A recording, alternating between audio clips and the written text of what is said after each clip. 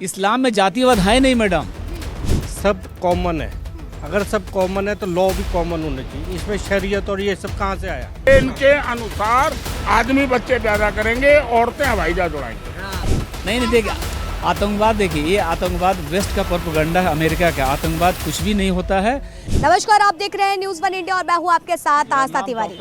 हाँ, अगर हाल ही में बात की जाए तो जिस तरीके से सनातन धर्म को लेकर के तमाम चर्चाएं चली, लगातार बयानबाजी हुई और एक तरफा दो तरफा हर किसी ने जो है आरोप प्रत्यारोप का सिलसिला चला, लोगों में रोष भी दिखा, तमाम चीज़ें हुई और कहीं ना कहीं इसे मोहरा 2024 के लिए देखा गया। लेकिन लोग इसको किस तरीके से देखते हैं, हर एक व्यक्ति की सोच क्या कहती है, आइए इस पर चर्चा करते हैं।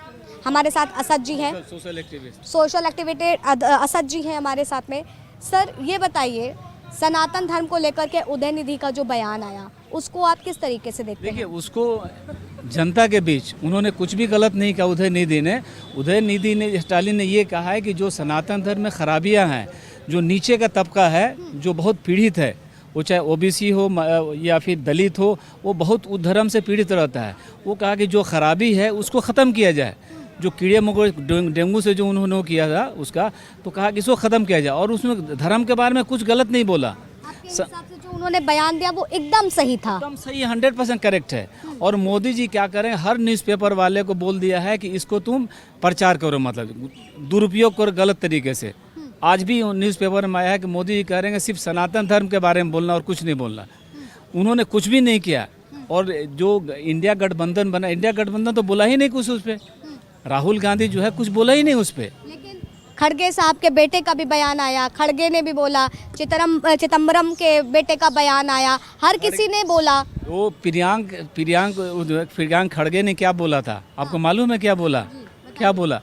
प्रियांक खड़गे ने बोला कि जो धर्म में खराबी उसको दूर होना चाहिए, और कुछ भी नहीं। सनातन में कुछ भी कमेंट नहीं किया उसने। प्रियांक खड़गे ने कोई भी कमेंट नहीं किया था, सिर्फ कहा कि जो सनातन में खराबी उसको दूर किया जाए। उसका हम समर्थन करते हैं। तो असद जी, आप इस बात से सहमति रखते हैं कि किसी भी धर्म के प्रति ये बोलना जायज़ है कि आप इसको जो है जड़ से ख़त्म कर दिया जाए? किसी धर्म की तुलना जो है आप HIV से कर दीजिए, डेंगू मलेरिया से कर दी जाए, ये सही है? नहीं, धर्म खत्म करने की बात नहीं कही उन्होंने, खत्म नहीं करना। उन्होंने जो खराबियां होती है, अगर हमारे अंदर शरीर में कुछ खराबी है तो उसको सुधार कर सकते हैं, ख़त्म नहीं किया जाता है।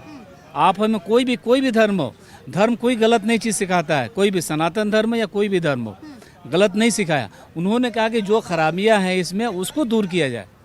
अरे हमारी बात जो है कई सनातनियों से हुई, कई बड़े बड़े महंत से हुई, तो उन्होंने कहा कि अगर ये बयान मुस्लिम धर्म के लिए होता तो अब तक तलवारें निकल गई होती। ऐसा नहीं होता। मुस्लिम धर्म सनातन कोई कंसेप्ट नहीं है, कहाँ से आ जाएगा? सनातन में वननेस ऑफ गॉड की कंसेप्ट है वहाँ पे। और सनातन क्या है? मनुवाद है, ब्राह्मणवाद है। उसमें बाकी लोग, एक ब्राह्मण होता है, बाकी सारे शूद्र होते हैं। आपको कुछ अगर पता होगा, सारे शूद्र हैं। वो चाहे वैश्य हो चाहे दलित हो, सब शूद्र हैं। सिर्फ ब्राह्मण एक ब्राह्मण। मैंने जहाँ तक पढ़ा है, मुस्लिम धर्म में भी जात पात होता है, जनरल कैटेगरी भी होती है, ओबीसी कैटेगरी भी होती है, SC कैटेगरी भी होती है। मुस्लिम धर्म में नहीं है, इस्लाम में कहीं जातिवाद नहीं है। सिर्फ लोगों ने उसको प्रैक्टिस किया है। अगर हम भूमिहार से जब हम मुस्लिम बने तो हमारा कैटेगरी दूसरा हो गया, खान पठान हो गए हम। इस्लाम में कहीं धर्म वो नहीं है, जातिवाद कहीं नहीं लिखा। अगर कोई व्यक्ति इस्लाम को लेकर के इस तरीके का बयान देता तो आप इसको किस तरीके से देखते? इस्लाम में क्या बयान देता हो, क्या बयान देता, बताइए जरा। हम देखिए, लगातार इस्लाम को लेकर के तमाम चीज़ें होती हैं, कभी कट्टरपंथी कहा जाता है, कभी आतंकवाद से भी तुलना की जाती, कई सारी चीज़ें हैं जो उभर करके आए। हालांकि आज ये स्थिति है कि लोग कहते हैं कि मुस्लिम आज भारत में डर के रह रहे हैं। नहीं देखिए, आतंकवाद देखिए, ये आतंकवाद वेस्ट का प्रोपेगेंडा है, अमेरिका का। आतंकवाद कुछ भी नहीं होता है। ये क्या है कि आतंकवाद एक जरिया है लोगों को कब्जा करना मुल्क पे। अमेरिका ने क्या किया है कि अफगानिस्तान को कब्जा किया, इराक को कब्जा किया। वो कब्जा इसलिए करता है कि आतंकवाद का जब तक सहारा नहीं, लेकिन हम बम कैसे बरसाएंगे वहाँ पे? जो सद्दाम को मारा उसने वहाँ कुछ मिला क्या? केमिकल वेपन्स कुछ भी नहीं मिला। सद्दाम को ख़त्म कर दिया, बाकी वहाँ का तेल लूट लिया उसने। अमेरिका का काम है सिर्फ तेल लूटना और कुछ नहीं है। क्या इस्लाम धर्म में ये बात कही गई है कि कोई धर्म का में अगर जैसे जातिवाद, ये तमाम चीज़ें हैं तो उसका इलाज करना जायज़ है? इस्लाम में जातिवाद है नहीं मैडम। इस्लाम में जातिवाद कहीं है ही नहीं। कहीं जातिवाद नहीं है इस्लाम में।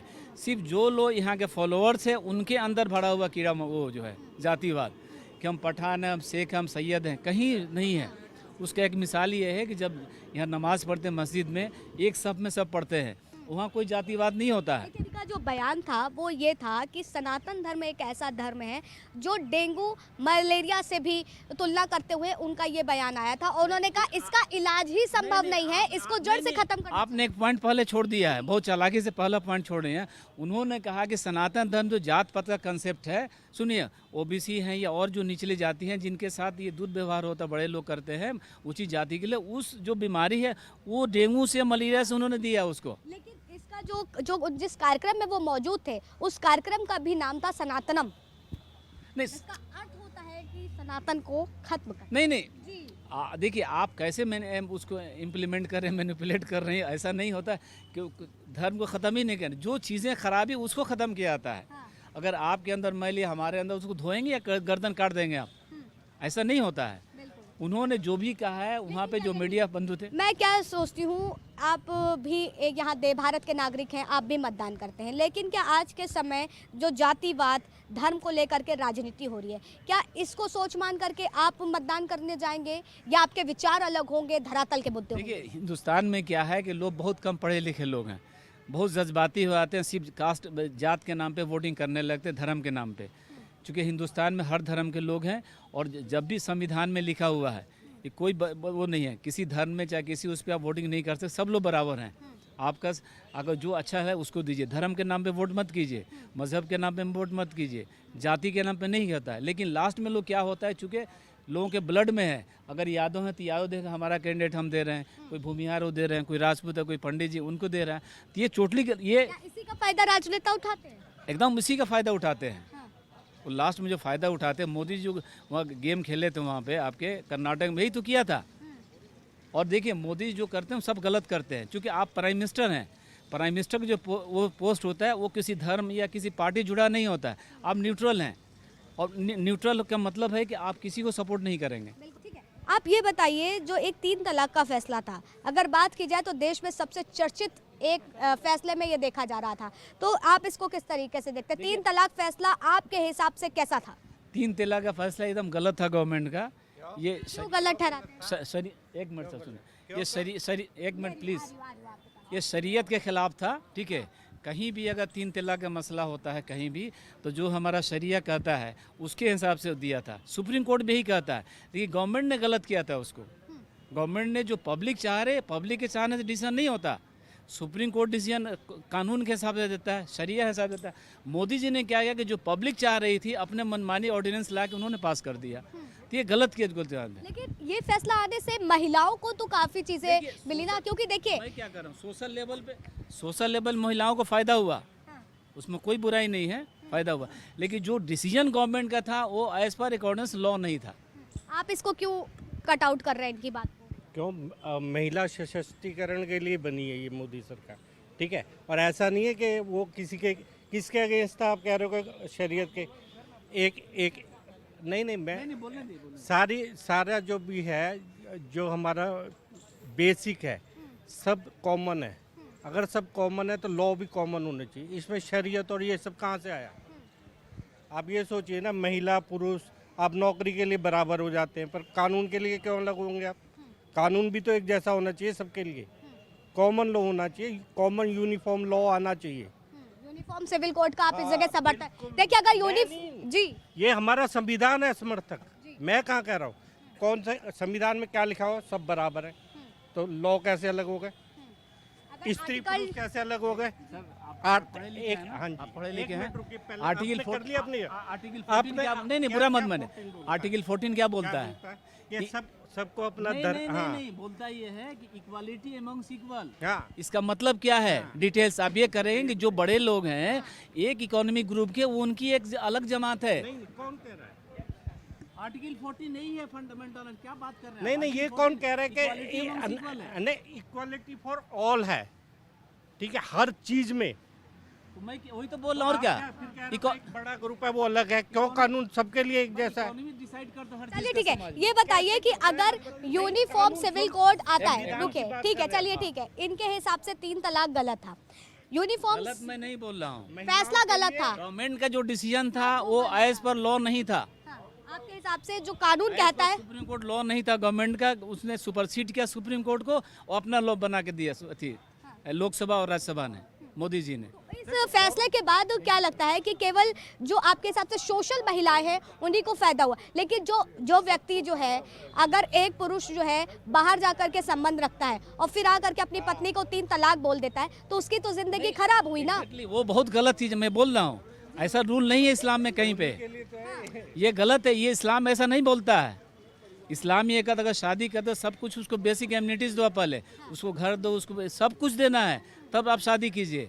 अगर मेरे हिसाब से बताइए कि ठीक है पुरुष 3 तलाक कह सकता है, महिलाएं फिर क्यों 3 तलाक नहीं कह सकती? क्रोध में आकर के अगर पुरुष ये बात कह सकता है। नहीं महिलाएं, लेकिन ऐसे लिमिटेशन होता है हर चीज़ का, महिलाएं कह सकती हैं कोई नहीं, लेकिन जो होता क्या है कि हमारा नहीं सर एक ये कह रहे लिमिटेशन है, लिमिटेशन क्यों? आदमी और औरत में क्यों लिमिटेशन? बराबर हैं दोनों। पेट्रार्कल सोसाइटी हमारे मर्द डोमिनेटेड सोसाइटी है, तो उसमें कुछ नॉर्म्स बनाए गए हैं, क्योंकि उसका खर्चा सब मर्द ही उठाता है, औरत का खर्चा जितना है बेसिक वही उठाता है, इसीलिए उसको ज़्यादा एम्पावर किया गया है। और आप जो कहें तलाक दे सकते उसमें कोई बुराई नहीं, सोशल एविल है उसमें कर सकते, लेकिन एज पर कानून जो हमारा कहता है अलग कहता है। लेकिन ठीक है, मैं मानती हूँ इस्लाम में जो चीज़ें हैं, लेकिन असद जी ये भी तो है ना कि जो इस्लाम में लिखा गया है बहुत से पुरुष उसका गलत फायदा भी उठाते हैं, जिससे हजारों महिलाओं की जिंदगी भी बर्बाद होती है।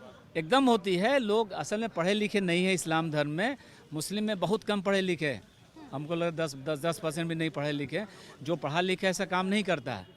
हमारे जितने फ्रेंड्स मेरे हिसाब से जिसने इस्लाम पूरी तरीके से पढ़ लिया वो व्यक्ति तो ऐसा काम ही नहीं कर सकता। नहीं पढ़ने से मतलब नहीं है, समझने से मतलब, समझने से मतलब, पढ़ने से बेटा ये लेके चलो, आपकी बेटी है, आप चाहेंगे कि उसको कोई ऐसे दे दे 3 तलाक, फिर कैसे हो गए ये महिलाओं के खिलाफ?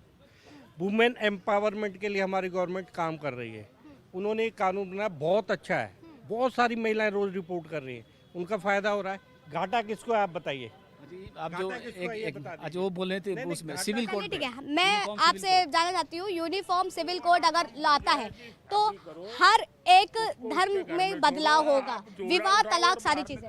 देखिए तलाक वो अच्छा है। नहीं सिविल कोड तो मैं बोलूँगा ऐसा है, यूनिफॉर्म सिविल कोड में यहाँ के हर तरह के लोग रहते हैं हिंदुस्तान में, हिंदू मुसलमान सिख ईसाई सारे रहते हैं। एक मिनट सुन दो, पहले इंडियन है, कानून इंडिया के हिसाब से होगा पूरा, किसी भी वन नेशन वन कानून और हर एक आदमी के लिए बराबर। सर आपके आप ये मत बोलो कि आप वो अलग अलग तरीके, अगर अलग तरीके के आदमी बराबर है, आने वाले समय में इनके अनुसार आदमी बच्चे पैदा करेंगे, औरतें हवाई जहाज उड़ाएंगी। हाँ बिल्कुल।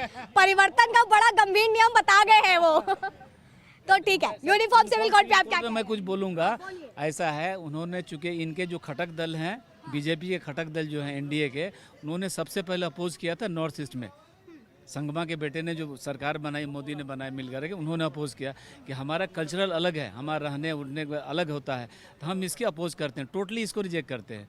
फिर उन्होंने जो बनाया था चेयरमैनशिप बनाया था मोदी के, उसमें जो बिहार के डिप्टी सीएम रह चुके तो उन्होंने उसको पोस्टपोन कर दिया। इसकी वजह क्या है कि विरोध अंदर से आने लगा। इन्फॉर्म सिविल कोड जब होता है जब एक समान के लोग रहते हैं।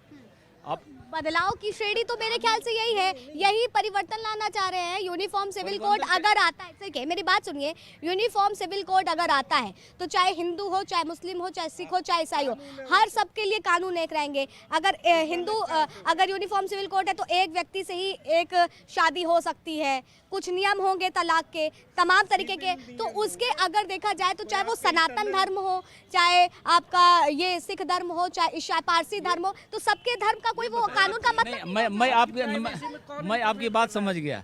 जो ट्राइबल का कल्चर है शादी ब्याह करने का, आपने देखा कभी? देखा है कभी? बहुत सारे, हर एक के अपने अपने अलग अलग। आप नॉर्थ ईस्ट में जाए, अंडमान निकोबार में जाएंगे, जो ट्राइबल है शादी कैसे आपको पता ही नहीं चलेगा। वो यहाँ एक्सेप्ट नहीं करेगा हमारी शादी। आप जो मंडप में करती है यहाँ पे, यहाँ मंदिरों में, वो एक्सेप्ट नहीं करते, तो कैसे यूनिफॉर्म सिविल कोड हो जाएगा उनके लिए? आपके हिसाब से लागू होना चाहिए या नहीं? देखिए लागू होना चाहिए, इसमें कुछ बदलाव करके लागू करना चाहिए। कुछ कुछ बदलाव में आप क्या देखते हैं? जो हर आदमी का जो कल्चरल आइडेंटिटी है बनी रहे, उसको जो कॉमन है। धर्म की जो मान्यताएं हैं, धर्म जो कहता है उसको छोड़ करके बाकी यूनिफॉर्म से, तो यूनिफॉर्म सिविल कोड का सर मतलब कहाँ है? सुने कोड ये जो कह रहे हैं ठीक है बिल्कुल। कानून में आपके धर्म में कहाँ इंटरफेयर है ये बताओ पहले। अगर कानून बन जाता तब मैरिज एक्ट सबके लिए, उसमें इंटरफेयर कहाँ से होगा? आपने शादी अपने हिसाब से करो, आप गवर्नमेंट में जाकर रजिस्टर्ड करा लो, बस यही तो कह रहे हैं वो। वही कर रहा हूँ, मैरिज सर्टिफिकेट चाहिए बस। मैं वही कर रहा हूँ कि तो इसमें क्या ठीक है, ये तो लंबा विषय है, चर्चा चलती रहेगी, लेकिन फिलहाल तब तक के लिए आप बने रहे न्यूज़ वन इंडिया पर। कैमरा पर्सन राज के साथ आस्था तिवारी।